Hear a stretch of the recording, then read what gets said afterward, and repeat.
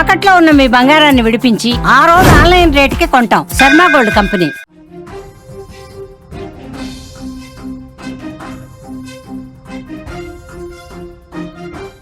మళ్ళీ tsunami tension పట్టుకుంది. దక్షిణ అమెరికాలో భారీ భూకంపం సంభవించింది. డ్రేక్ పాసేజ్లో భూకంప కేంద్రాన్ని గుర్తించారు. 7.5 తీవ్రతతో భూమి కంపించింది. చిలీ అంటార్కిటికాలో ముందస్తు సునామీ హెచ్చరిక పంపారు. అంటార్కిటిక్ భూభాగంపై తీవ్ర ప్రభావం కనిపిస్తోంది. సముద్రంలో అలల ఉద్రిక్తత పెరిగిన సమాచారం వస్తోంది.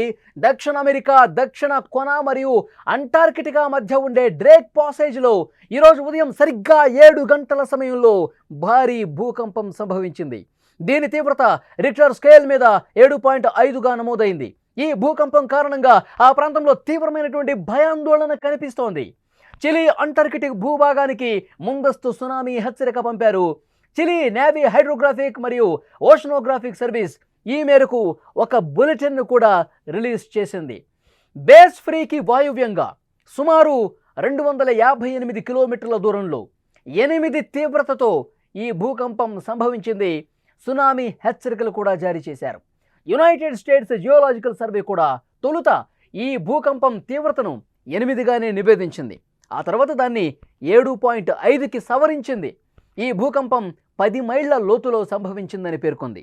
సముద్ర గర్భంలో ఇంత లోతులో ప్రకంపనలు సంభవించడం వల్ల సునామీకి దారితీసే అవకాశాలు ఎక్కువగా ఉంటాయని నిపుణులు అంచనా వేస్తున్నారు. నిపుణులు అంచనా కట్టిన దాంట్లో భాగంగా అలలు కూడా ఉవ్వెత్తున ఎగసిపడుతున్నటువంటి పరిస్థితి కనిపిస్తోంది. చిలీ అంటార్కిటికా ప్రాంతంలో ప్రస్తుతం అలల ఉద్రిక్తత పెరుగుతోంది. అలల వేగంలో మార్పు కనిపిస్తోంది. సునామీ హెచ్చరిక ముందస్తుగా జారీ చేసిన పరిస్థితి. యుఎస్జిఎస్ ప్రకారం భూకంప కేంద్రం అర్జెంటీనా దక్షిణ నగరమైన ఉషుయాకు ఆగ్నేయంగా దాదాపు 700 కిలోమీటర్ల దూరంలో ఉంది. ఉషుయా నగరంలో దాదాపు 57,000 జనాభా నివసిస్తోంది. ఈ ఘటనతో ఈ ప్రాంతంలో ఉన్నటువంటి ఆ 57,000 మంది ప్రజలు తీవ్ర ఆందోళనలో ఉన్నారు. సముద్ర గర్భంలో చోటు చేసుకున్న ఈ ప్రకంపనలు సముద్రం అలలపై ఎలాంటి ప్రభావం చూపుతాయో, ఏ స్థాయిలో సునామీ వస్తుందో ఈ 57,000 మంది ఈ ప్రాంత ప్రజలు భయం గుప్పిట్లో కాలం గడుపుతున్నారు. గజగజ వణుకుపోతున్న పరిస్థితి కనిపిస్తుంది. అధికార యంత్రాంగం ఎప్పటికప్పుడు అక్కడ నిశితంగా పరిశీలన చేస్తోంది. అలల స్థాయి ఏ విధంగా ఉంది, ఉధృతంగా వస్తున్నాయా లేదా, సునామీకి దారితీసే పరిస్థితి ఉందా లేదా, వీటన్నిటికీ సంబంధించి ఎప్పటికప్పుడు ఆ స్కేల్ని అబ్జర్వ్ చేస్తున్నటువంటి పరిస్థితి ఉంది. ప్రస్తుతానికి అధికారికంగా ఎలాంటి ప్రాణ నష్టం లేదా ఆస్తి నష్టం సమాచారం లేదు.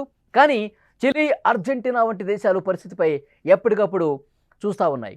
అంటార్కిటికాలో ఉన్న పరిశోధనా స్థావరాలు కూడా ఈ భూకంపం వల్ల ఎలాంటి నష్టం జరగలేదని ప్రాథమిక సమాచారం. అయినప్పటికీ ఈ భూకంపం కారణంగా ఏమైనా మార్పులు సంభవిస్తాయేమోనని శాస్త్రవేత్తలు పరిశీలిస్తున్నారు. డ్రేక్ పాసేజ్ సహజంగానే అల్లకల్లోలంగా ఉండే జలమార్గం. ఇక్కడ ఎప్పుడూ కూడా భారీగా అలలు ఎగసిపడుతూ ఉంటాయి. ప్రధాన కారణం ఇక్కడ భూభాగం అడ్డుగా లేకపోవడంతో అట్లాంటిక్, పసిఫిక్ మహాసముద్రాల నుంచి వచ్చే భారీ గాలులు, జల ప్రవాహాలు నేరుగా వచ్చి కలుస్తాయన్నమాట. అందుకే ఇక్కడ తీవ్రతగా అలల ఎక్కువ ఘర్షణ పూరితంగా ఉన్నట్టు కనిపిస్తాయి. 7.5 తీవ్రతతో భూకంపం సంభవించింది. ఇది సముద్రంలో 10 మైళ్ళ లోతులో ఉంది. సాధారణ అలలకు తోడు ఈ భూకంపం ఏర్పడిన ప్రకంపనల ప్రభావం కూడా తోడైతే మరింత ప్రమాదకరంగా మారే అవకాశం ఉంది అని చెప్పి శాస్త్రవేత్తలు అంచనా వేస్తున్నారు. ఈ ప్రకంపనల కారణంగా అడుగున ఉన్నటువంటి సముద్ర భాగంలో ఉన్న శిలలో ఇసుక వంటివి పక్కగా జరగటం వల్ల ఒక్కసారిగా భారీ అలలు, సుడిగుండాలు ఏర్పడే అవకాశం ఉంది. దీన్నే అండర్ వాటర్ ల్యాండ్ స్లైడ్ అంటారు. ఈ మార్పులు సముద్ర ఉపరితలంపై కనిపించవు, కానీ లోపల మాత్రం బలమైనటువంటి అలజడి కొనసాగుతుంది. సముద్రం లోపల మాత్రం చాలా బలమైనటువంటి ఉద్రిక్త పరిస్థితులు ఏర్పడి ఒక్కసారిగా అలలు ఎగిసిపడే అవకాశం ఉంటుంది. చాలా తీవ్రమైనటువంటి పరిణామాలు సంభవించే అవకాశం ఉంటుంది. అలాంటి పరిస్థితుల్లో అటువైపు వెళ్లే ఓడలకు, పడవలకు అత్యంత ప్రమాదం పొంచి ఉంటుంది. భూకంప కేంద్రం సముద్రంలో ఉండటంతో సునామీ వచ్చే ప్రమాదం ఉంది అని చెప్తున్నారు. ఇప్పుడే కాదు, భవిష్యత్తులో చిన్నపాటి ప్రకంపనలు వచ్చినా సరే ఇక్కడ పరిస్థితిని ఊహించలేం. చాలా స్పష్టంగా చెప్తా ఉన్నారు శాస్త్రవేత్తలు.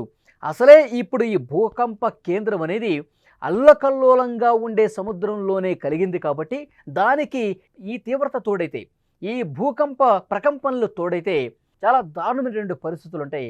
చిలీ కావచ్చు, అర్జెంటీనా కావచ్చు, ఆ ప్రాంత ప్రజలు ప్రస్తుతం భయం గుప్పిట్లో ఉన్నారు. 7.5 తీవ్రతతో అక్కడ భూ ప్రకంపనలు జరిగాయి కాబట్టి ఇది సునామీకి కూడా దారితీసే అవకాశం ఉంది.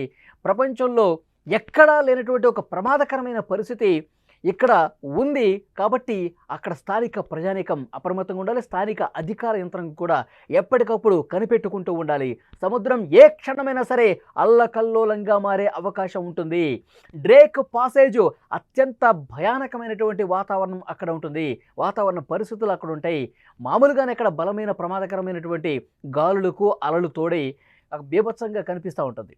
సో ఇది తోడైంది కాబట్టి ఆ 57,000 మంది ప్రజానీకం అక్కడ ఎవరైతే ఉంటున్నారో డ్రేక్ పాసేజ్ సమీపంలో, సో వాళ్ళు మరింత జాగ్రత్తగా ఉండాల్సిన అవసరం ఉంది.